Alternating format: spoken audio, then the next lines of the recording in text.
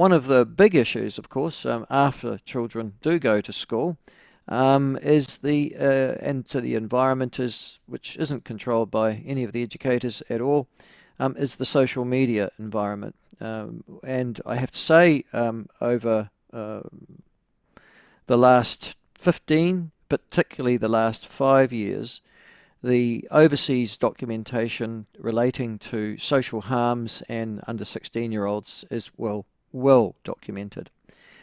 It's I'm not sure if it's not exaggerated. All of my children obviously have been on social media for a long time. I don't know if they've been permanently harmed. I guess we'll find out later on in life, but they seem to be able to handle it and self-regulate. But there is, as you know, a move to ban social media, particularly in Australia. They've actually introduced legislation for those under 16, and there's a private members bill that is likely to be finding its way into the House to seek to do the same. But one who has taken a particular view on that is our next guest, Dr. Aimee Kettoola, who is starting not just simply a petition, but a movement to ban social media from under 16-year-olds, and she joins us now. Dr. Aimee, lovely to have you on the show. Thank you for joining us. Kia ora, Michael. Thank you so much for having me. It's truly a pleasure. Good on you. You're actually what are you, a clinician or a GP or what? Yeah, it's a good question. So I'm a general pediatrician, which means that I work with children from 0 to 15 years old and I'm based across Rotorua, Taupo and Turangi, so the Lakes region. Well, I've just been talking to an early childhood educator. Are children between that age resilient, thirsting to learn, well connected with their peers in general? Is that your experience? My experience is that children love to learn, and they will learn from whatever is put in front of them, really. And so, we do need to be a little bit careful with what we facilitate them learning from. All right. You are now leading the charge to ban, as I understand, and correct me if I'm wrong, social media from under 16-year-olds. Why? Yeah, that's a really great question. So I can't take credit that I'm leading the charge. I am definitely supporting the bill that has been introduced by the government, but there's a few movements who are really lobbying for this, and B416 is a movement which I support because I agree with what the ethos is. There's a few other movements which are in this space called Make Sense. And they are really pushing to ban social media for the under 16-year-olds because really there is a significant amount of harm that has been, as you said prior, really well documented for especially that really pivotal age in development. And I think what's really key in this movement and the suggestion of introducing this bill is that at the moment the age of access is supposedly 13 is sort of been the age at which people think it's okay to join these social media networks.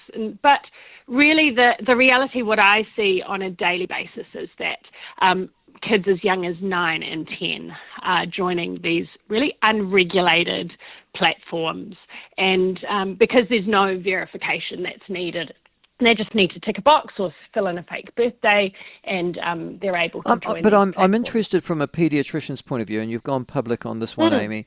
What harm you actually see from children or young people accessing TikTok, Snapchat, Instagram, etc., those social media platforms? What harm are we talking about here? Yeah, really good question. So across the pediatric community, we've had the sense over the last 5 years or so that the rates of eating disorders have been increasing, the rates of anxiety have been increasing, the rates of depression have been increasing, even within these younger age groups. And self-harm as well, so cutting, self-harm, and even in some really tragic cases, suicide. And so it's the sort of thing that we have started to see on the front lines, but actually the statistics and the evidence are now supporting this, and it's really started to come out quite strongly in the international evidence as well, that for every hour extra that a young person spends on social media per day, their risk of increase of depression is 13%. And so it's not saying that every child is going to end up depressed. I'm struggling here. How can TikTok, That's Snapchat, right. or Instagram make me depressed? I don't know. How does that happen? Yeah. Well, Because my three children, yeah. and they are now two of them still in their teens. They've been on social media since probably about 12 or 13. I haven't seen anything that would lead me to suggest that they're depressed or that they're being driven into some form of negative profile at all. They just seem to regard it as, well, part of their social interaction. Yeah, and entertainment. That's right. Yeah, and for a number of young people, that's definitely the case. But we see that with problematic use, so about 20% of our young people fall into the problematic use here in New Zealand. And so the more you use it, the more likely it is. And the reason why is because essentially these platforms, they're AI-driven algorithms that are designed to addict and designed to keep young people scrolling. Even last night I had a 14-year-old girl say to me that she's quitting because of they call it doom scrolling, where basically you just get stuck in the scrolling pattern. And the feeds tend to be, to keep young people engaged, they tend to err towards shock and awe and the extreme.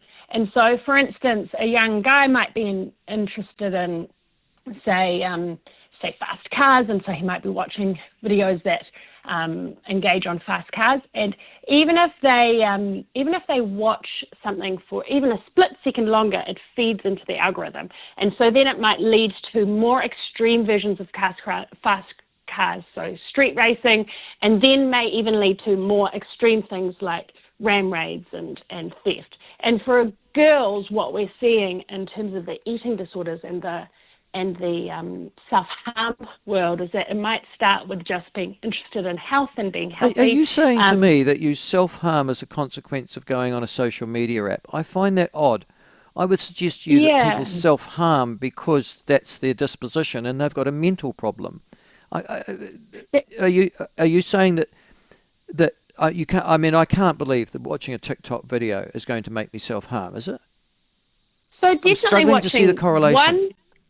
Yeah, fair enough. So watching one TikTok video probably wouldn't suddenly make a young person self-harm, but if that is the feed that they are constantly engaging with, and that is what their eyes are engaging with on a daily, on an hourly basis. So I took an informal survey of some of the young people that I deal with, and some of them as young as 11 are on there for 93 hours per week, and that's social media only. But that's a parental failure, isn't it? I mean, it's like watching television. You're stuck in front of the TV all the time when I was growing up, and so there were those kids who were, and that was a lack of parents who said, no, come away from the TV, you go and do something else, go outside, read a book, do whatever you're doing. Surely that's who we should be concentrating on, shouldn't we? Parents saying no. So concentrating the parents, yeah. So I think I work with a really wide range of young people, and ranging from high-achieving young people who are future prefects through to those who are in really distressing circumstances. And the reality is parents are overwhelmed, and without the backing of something bigger, it's really, really hard to get their young people off these platforms because they're designed to be addictive. And so it's true that, parents definitely have a part to play in this bigger problem. But from my perspective, I think without the legislation really forcing these companies to do something better, it's going to be really, really challenging for parents to be fighting against But it seems I understand what you're saying, and you're saying that for a proportion of young people, there are adverse consequences as a result of their overuse or misuse of social media platforms that we've just talked about. But a ban on all under 16-year-olds when many can self-regulate and are not adversely affected, don't you think that's going too far? I don't think so. The reason why is because I'm also, one of my other roles is that I'm a sexual assault, the lead clinician for my region. And the young people that I have seen, and the one of the articles that has come out recently is really tragic cases. And these are regular young people that are not on social media for extended periods of time, but they crave connection. And the defaults of these platforms are, for instance, if you sign up, the default is that for a 13-year-old girl who signs up, location settings are turned on. So any stranger that they allow to follow them can basically see where they live, where they go to school, they can see their photos, and we have seen really tragic and unfortunate consequences. Yeah, but again, these are because extreme cases, and you seem to be making, on the basis of extreme cases, a blanket policy, and that's where I guess I'm coming in. I don't see an awful lot of court cases at the moment of the suggestions that you're saying, Aimee. I mean, surely what I guess I'm saying is, aren't there better ways to deal with the adverse effects than to ban them completely?